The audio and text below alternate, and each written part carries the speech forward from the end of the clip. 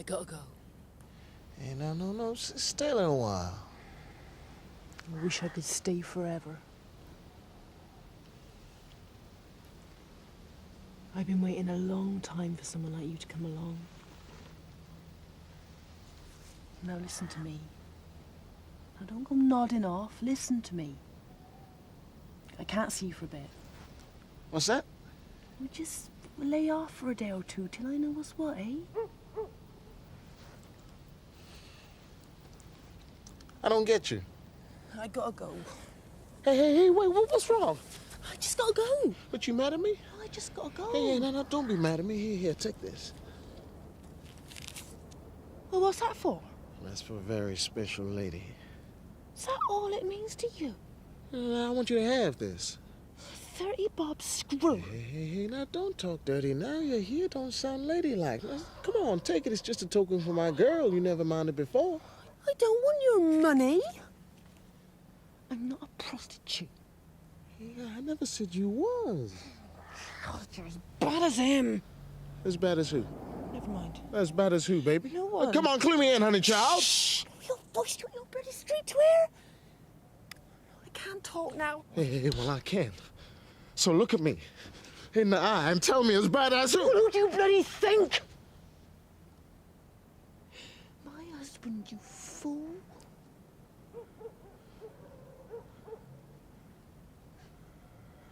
You hold it right there. Did you say husband? Oh, don't look at me like that. I ought to kill you. Let's just leave it. Shit. Is he there now? Was he up there in that room while we was making out? Holy shit. No wonder he was shaking so much. Right. Shit. Shit.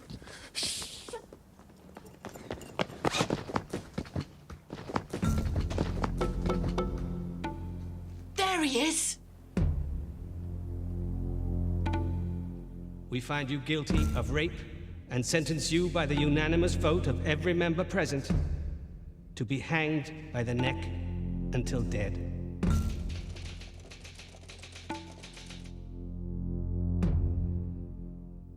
A real-life incident of 1944 in which a black GI was accused of rape by a white woman inspired writer David Goodland to create his play The Life and Death of a Buffalo Soldier. Real life and real people are always much more fantastic than you ever see on a stage. If you were to put real people on a stage, people wouldn't believe that they were real. So, in a sense, one has to recreate life in order that people would accept it, listen to it. Using authentic trial testimony and shot at the real locations, it is a story of what happened to an American soldier, Leroy Henry, whilst he was stationed in England during the Second World War. From as early as 1942, black troops started to arrive in Britain, and during the next couple of years their numbers increased. Many of these troops were stationed in and around the West Country. Technician 5th grade Leroy Henry was one of the service troops of the Quartermaster Gasoline Supply Company. This predominantly black company was billeted at Brantwood, a beautiful country house in Southstoke near Bath. Nissen huts were erected in the gardens to accommodate the lower-ranking troops, whilst the house itself was used by the white officers. The locals had to accept the flurry of military activity, importing trucks and artillery into this sleepy village. The children soon realized these soldiers were good supplies of gum and chocolate, and the womenfolk enjoyed their company at dances and in the pub. The Cross Keys, only a 5-minute walk from Brantwood, was one of the soldiers' regular haunts. The attitude of the majority of British people to the black soldiers was one of welcome. We want you here, thank you for coming, thank you for helping us fight Hitler. They'd had no knowledge of racism on the streets of Bristol or in any other West Country town, and so, in a sense, when the white troops arrived, and the white troops came after the black troops, and they displayed this contempt for their black colleagues, the citizens of this country were at first intrigued and then appalled at what they saw. Basically, working class people had no reason to be racist. There was no economic reason. They weren't coming over to steal jobs. Quite the reverse. They were coming over to defend us. The Old Vic were looking for something to commemorate VE Day, the 50th anniversary. I came across these stories of the black troops stationed in the West Country, and they immediately jumped at it and said, well, what can you do? And I said, well, there's this case and that case. And they commissioned me literally to research it very thoroughly and paid for me to go to America. We're off to the archives. And travel halfway across America with my friend J. Cameron Wade. Chocolate soldier from the USA. And we talked to survivors, black GI veterans of the Second World War. Until they heard the bugle play. They made a colored I dog like the fish and out chips, of you know? beef. Oh, yeah. Chocolate soldier from the USA. Get away with it. This was a commission that you get once in a lifetime. 2 other people have been deeply committed to this play. They are Andy Hay, the artistic director of the Bristol Old Vic, who guided and supported David's research, and John Amos, who decided to take time off from making Hollywood movies to play the part of Sonny, a man searching for the truth about his father. John Amos didn't need much persuasion.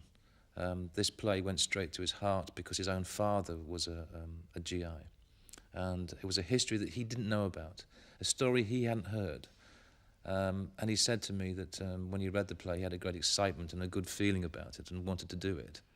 You get that feeling with certain roles that you're born to play roles. And I got that feeling with this character of Sonny in Buffalo Soldier. When I told my father that I was involved in this play and what it was about, I could almost hear him weeping over the phone because he had suffered the same injustices as a black GI that some of these fictional characters in David's play did. We wanted to bring the 2 cultures as they did in 1944 together, Bristolian and American.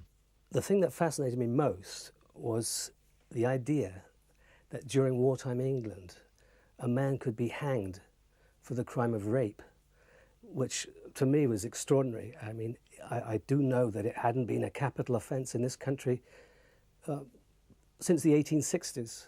And so for it to be an event in a Somerset village that a man could be hanged, for that crime, it was extraordinary. On the night of the 5th of May 1944, Leroy and other GIs were drinking at the pub. Can I have a beer, please, man? It was an ordinary evening. Leroy relaxed, and several fellow soldiers testified that they were with him, and he enjoyed his free time chatting to people of the village, soaking up the atmosphere and the beer. Several soldiers also testified that they walked back to the camp together at 10:30. It was from this time that no one really knows what happened. For some reason, Leroy went absent without leave. In his court testimony, he said he'd made a date with a lady and was to come back and knock at the window of a little canned goods store. I think they had a stereotyped image of the black man from the Hollywood movies.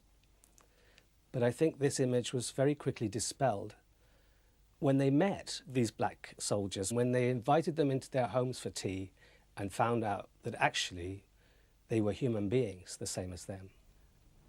Dot Griffin was a young wife and mother in 1944, and she lived in Coombe Down. She remembers what the villagers thought about the black troops. Everybody used to take pity on them, and, you know, they were soldiers away from home. And that was it. They were normal to us, and they were invited into people's houses, same as I remember. You used to go to the dances, and the village of Southstoke, they used to have little dances over there that we could always go over there. You know, that was how we spent our time.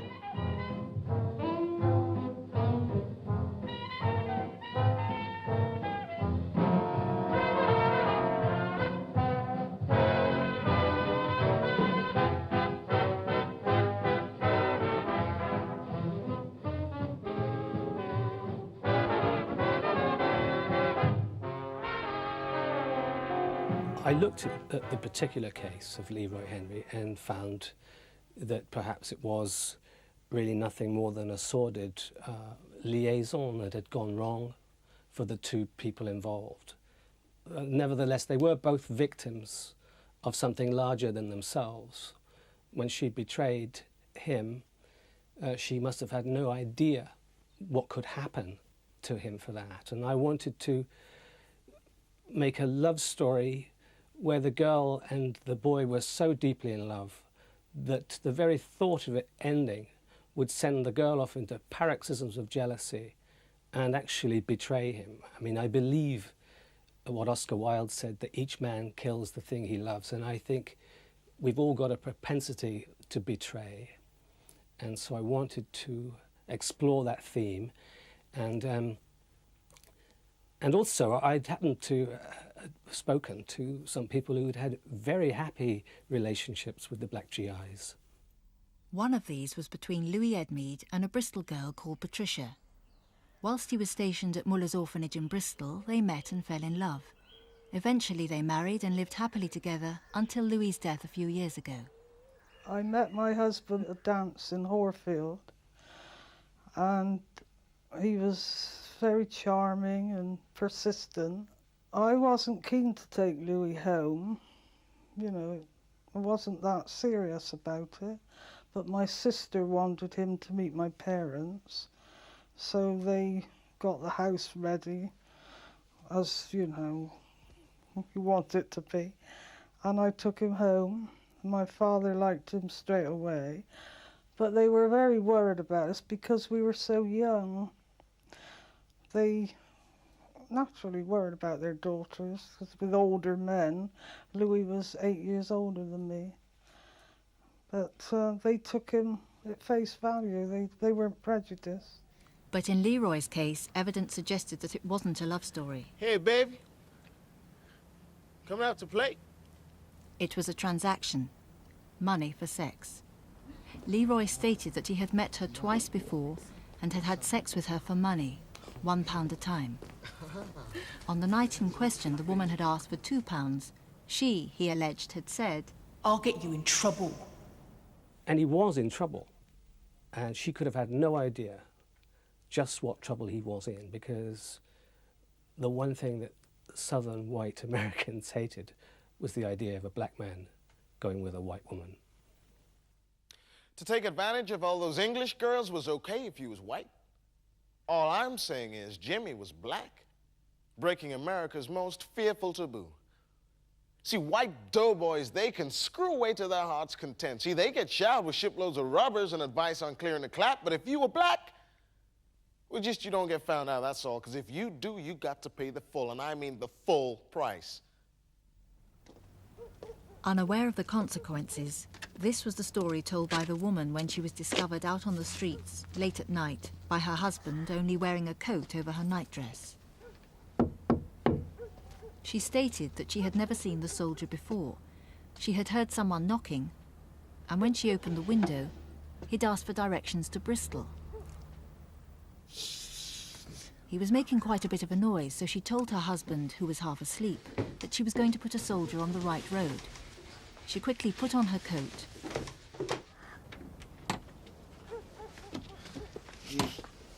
and walked off with the soldier into the night. She told of how he pulled out a knife and raped her. Concerned by her absence, her husband came looking for her, and when he realized what had happened, took her to a nearby Red Cross post and contacted the authorities. When riding in a police car, she identified Leroy as her assailant. There he is! It is really the betrayal by Judas with the kiss. The whole thing, the whole play is about betrayal. Betrayal of the girl for the man she loves, of the country for its race, and of our country for its defenders. The wheels were in motion. From the moment Leroy was handed over to the military police and taken to Shepton Mallet prison, he didn't stand a chance. he was charged with violation of the 92nd Article of War, rape, and violation of the 61st Article of War, absence without leave for 2.5 hours. Leroy's trial and court-martial were quickly arranged. Doctors' testimony confirmed at the trial held at Nook Camp in Wiltshire that there was never any doubt that sex had taken place that night. Her husband testified that he had not had sexual relations with his wife for several days. The evidence stacked up against Leroy. The Visiting Forces Act of 1942 basically allowed the Americans complete jurisdiction over their troops, civil and military crimes. And they were the only Allied country that had this prerogative. They could execute their own soldiers. No other country had this. There was a lot of embarrassment in Whitehall at the Home Office and at the Foreign Office about this act, because they were well aware that in certain cases, particularly rape, the punishment would be far in excess of what the culprit could expect in this country. However, there were reasons why we had to keep this Anglo-American relationship sweet. We needed the support of the Americans to win this war. And so it was delicately brushed under the carpet, without ever admitting that they knew about what was going on inside the prison. That's Shepton Mallet Prison.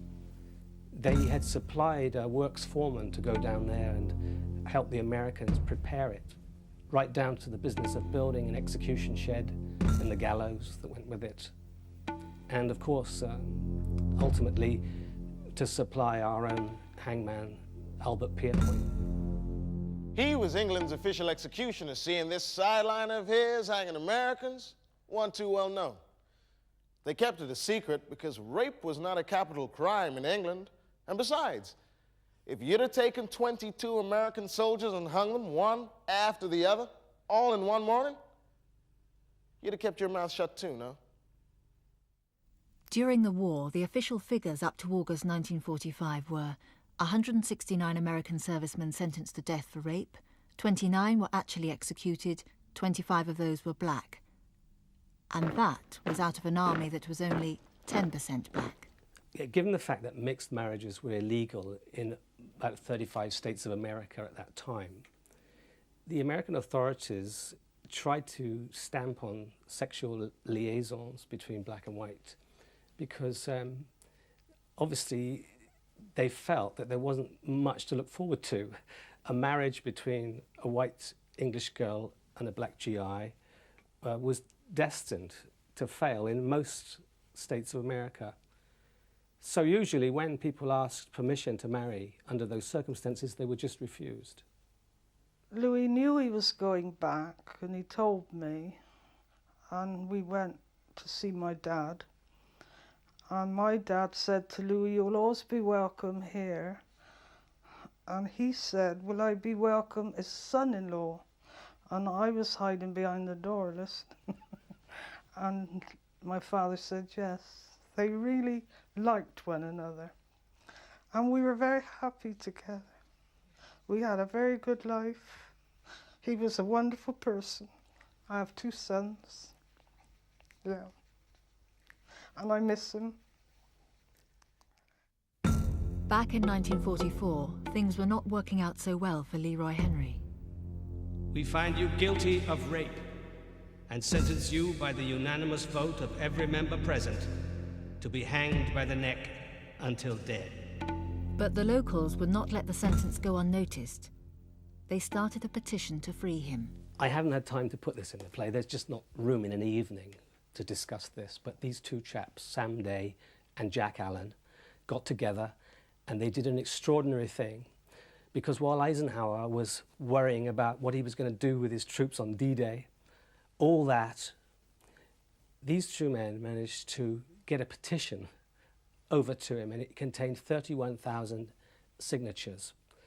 An extraordinary feat, given that there was press censorship, that there was 1,001 reasons why ordinary people wouldn't want to be concerned with this.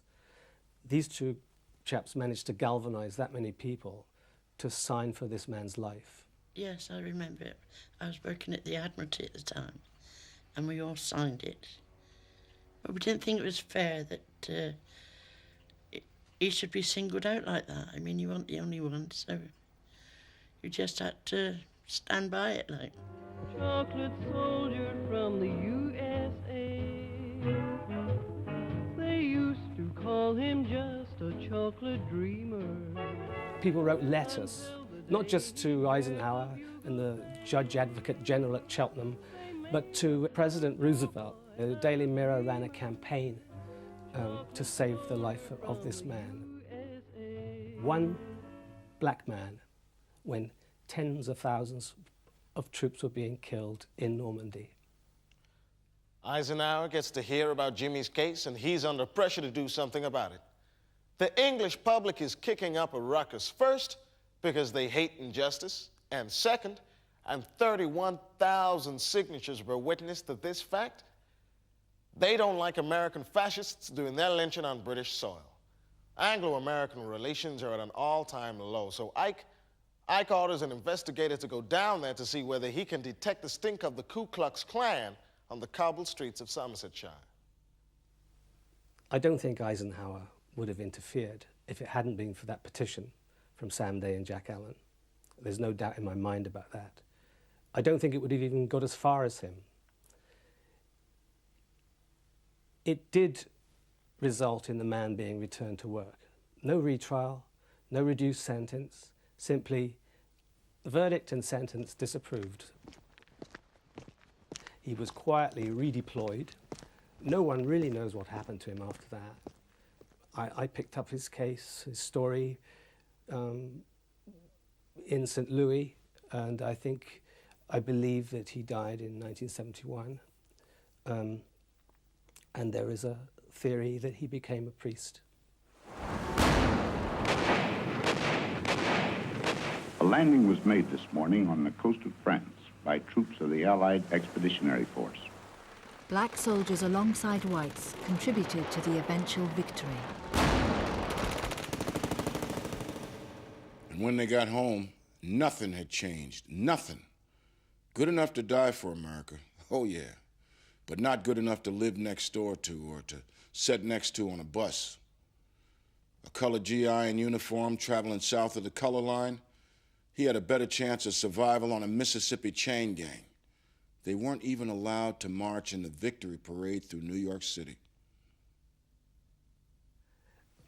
I'm a sort of channel through which all the threads of it go, a mouthpiece, if you like, for a group of people who had no recognition for the part they played in liberating Europe. These people had no rights at home or in the army, and yet they traveled all this way to help us defeat Hitler. And 50 years later, they're still waiting for some sign that we recognize the part they played. There's an association just being formed called the 2,221. These were the men who volunteered to replace the white soldiers who were dying in the Battle of the Bulge. And I met half a dozen of them on my trip across America, and not one of them wasn't injured, both physically and mentally, by their experience. They don't talk bitterly about it because they're too proud of what they did for that, but there is this feeling that maybe it's time that they marched first in the parade. And if we only build our castles with both our feet on the ground, we'll live happily ever after when the boys are homeward bound.